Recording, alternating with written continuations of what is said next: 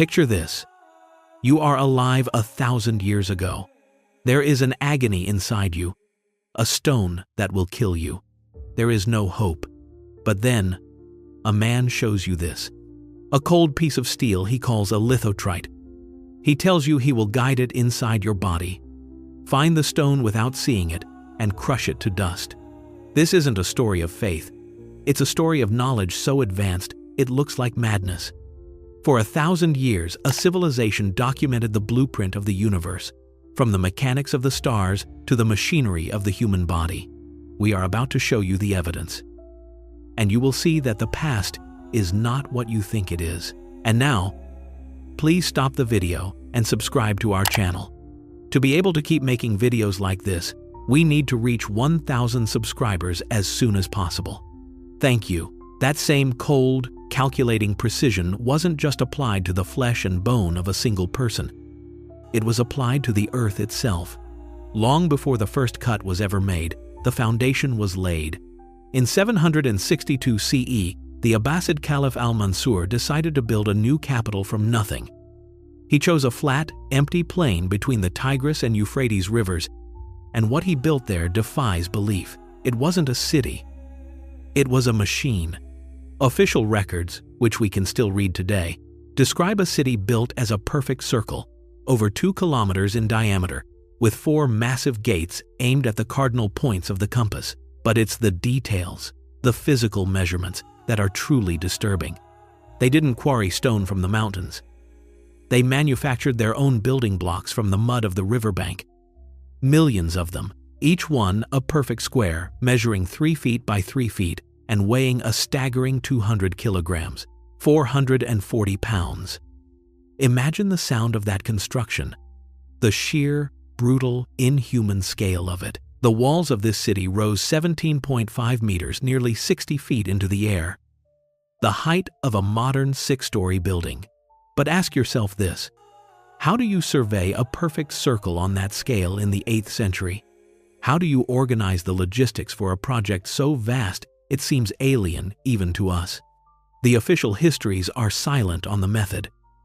They tell us what was built, but not how. Because this city, this impossible perfect circle of brick and power, was just the physical manifestation of something else.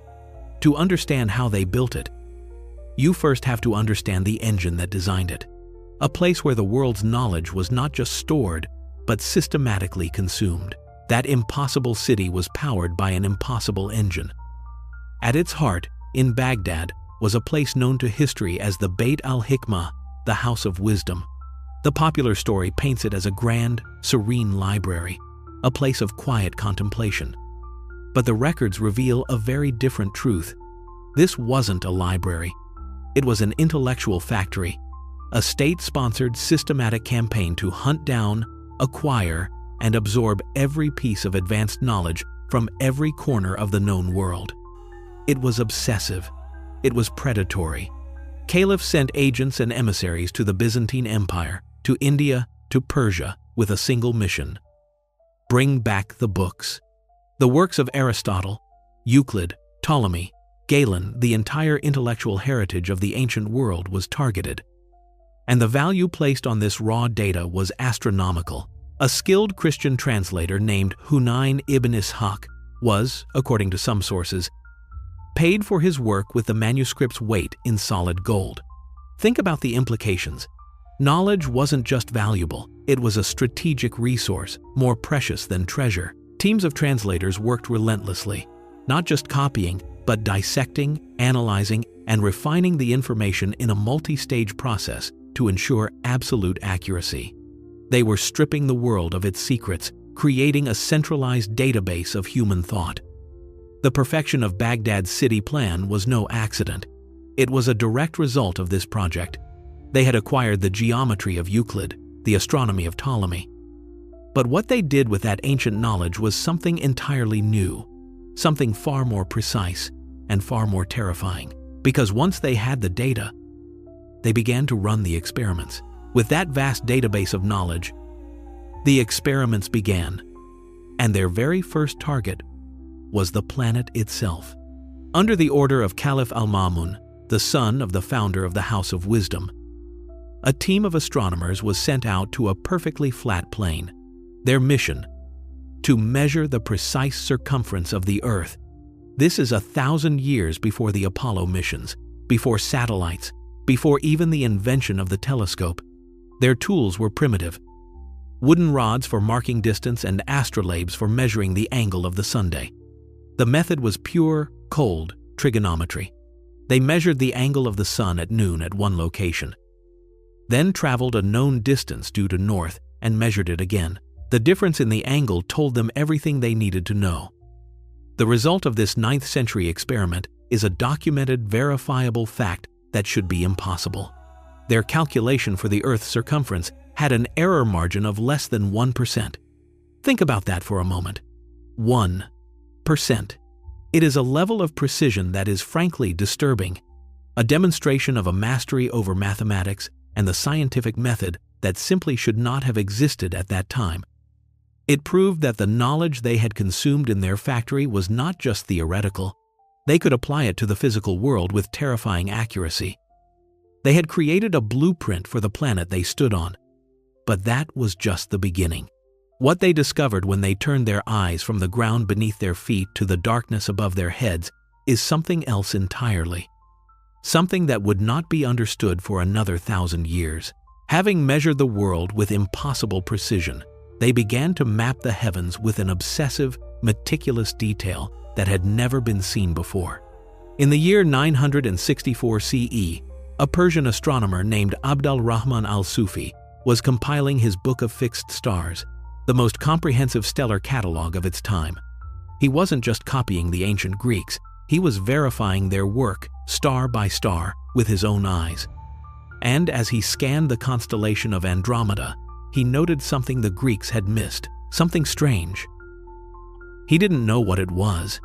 In his notes, he described it simply as a nebulous spot, a little cloud, a faint, ghostly smudge in the absolute blackness between the stars. He had no way of knowing what he was looking at. But we do. That little cloud was the Andromeda Galaxy. He was the first human in history to officially document an object outside of our own galaxy. The light from that smudge had been traveling for 2.5 million years to reach his eye. He was looking into the deep past at a scale of space and time that the human mind was simply not equipped to comprehend. This is no longer just mathematics or engineering. This is a level of observation that verges on the profound. A civilization that could measure its own planet to within 1% and see other galaxies with the naked eye was operating on a different plane of existence. And when they brought that same cosmic, dispassionate perspective back down to Earth, the results were both beautiful and deeply unnerving. That same dispassionate, precise gaze turned westward to Islamic Spain, Al-Andalus. And there, perched on a hill above the city of Granada, they built the Alhambra. To the outside world, it looked like a paradise, a palace of impossible beauty filled with intricate carvings, serene courtyards, and the constant, gentle sound of running water. But to visitors, especially those from less advanced kingdoms, it was a place of deep unease. There was something unnatural about it, something that defied the laws of God and nature. They wrote about the palace in their chronicles with a sense of dread and awe, convinced that the Emir of Granada was a sorcerer, a man who possessed dark and forbidden powers. And you can understand why. How else, they asked. Could he make water flow uphill? How could he make fountains dance and murmur and sing at the very peak of a dry, sun-baked mountain, miles from any major river? It was a miracle, a beautiful, terrifying miracle. The official story of the Alhambra is a story of art, of poetry written in plaster and tile. But that is a lie. That is the surface. Because hidden beneath the beauty, threaded through the walls and under the courtyards, is something else entirely. It is a machine. A vast, silent, hydraulic machine designed for one purpose: to conquer gravity. And when you see how it works, you will understand that this was not a palace. It was a statement of absolute mastery over the physical world. The magic of the Alhambra was not magic at all. It was engineering. on a scale that was simply incomprehensible to outsiders. And here is how the machine worked. First, they didn't take water from the river next to the palace. They went upstream, 6 kilometers away, to a point high up in the mountains, and dug a canal, the Acequia Real, a man-made river precisely angled that diverted water and carried it, using gravity, to the hill of the Alhambra. But that only got the water to the base. To get it to the top, to make it dance, they built a second, hidden system. They dug a well 60 meters, nearly 200 feet deep, and above it, they built a massive, high-level reservoir. An animal, likely a donkey, was tied to a water wheel, and for hours a day, it would walk in a circle, powering a chain of buckets that lifted water from the canal, up the 200-foot well, and into the reservoir. This created the pressure. This is what fed the fountains. But it gets worse. A recent forensic analysis of the famous Fountain of the Lions suggests it was never just a fountain. It was a clock, a complex hydromechanical machine where water, fed at a constant controlled rate, would fill a hidden chamber, causing a different one of the 12 lions to spout water for each passing hour before a clever siphon automatically reset the entire system. This was a civilization that could hide a complex, time-telling machine in plain sight, disguising its terrifying mastery over the laws of nature as simple, decorative art. Now, imagine if they turned that same cold, calculating, mechanical precision away from stone and water and applied it to flesh and blood. That same cold, mechanical precision was turned inward, from the hidden pipes of a palace to the hidden pathways of the human body. The most famous physician of this era was a man named Ibn Sina, known in the West as Avicenna, and his great work, the Canon of Medicine, would become the standard medical textbook in Europe for the next 600 years. But it is not a book of remedies.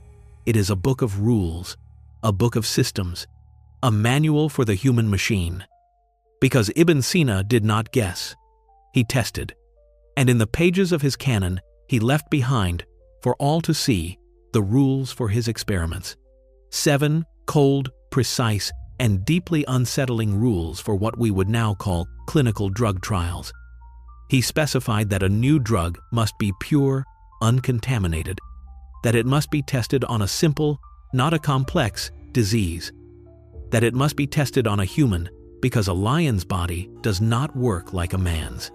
And most importantly, he wrote that its effect must be observed over and over in many different cases before it could ever be considered proven. This is the birth of modern, evidence-based medicine. And it is brutal. It is the act of looking at a suffering human being not as a soul to be saved, but as a problem to be solved through controlled experimentation. Through this process, he was the first to accurately describe the horror of meningitis, the first to correctly identify that a stroke, a bleed inside the brain, was what caused paralysis in the limbs. This is the perspective of an engineer looking at a machine that could be analyzed, understood, and, if necessary, taken apart. And that is exactly what they learned to do next. And so we arrive at the final, terrifying destination. This is where the 1,000 years of obsessive measurement, of cosmic observation, of cold, mechanical calculation finally lead. It leads to a man named al-Zahari in the city of Cordoba. He wasn't just a physician, he was a surgeon, perhaps the first true surgeon in the modern sense. Because he did not just theorize about the human machine, he designed and built the tools to physically invade it. We still have his book, Al-Tasrif, and in its pages, he didn't just write words, he drew diagrams, precise, clinical blueprints for over 200 surgical instruments, many of them his own invention. This is his design for forceps, a tool to reach inside a mother's body and pull her child into the world. This is his design for a tool to crush bladder stones internally without opening a man from navel to spine.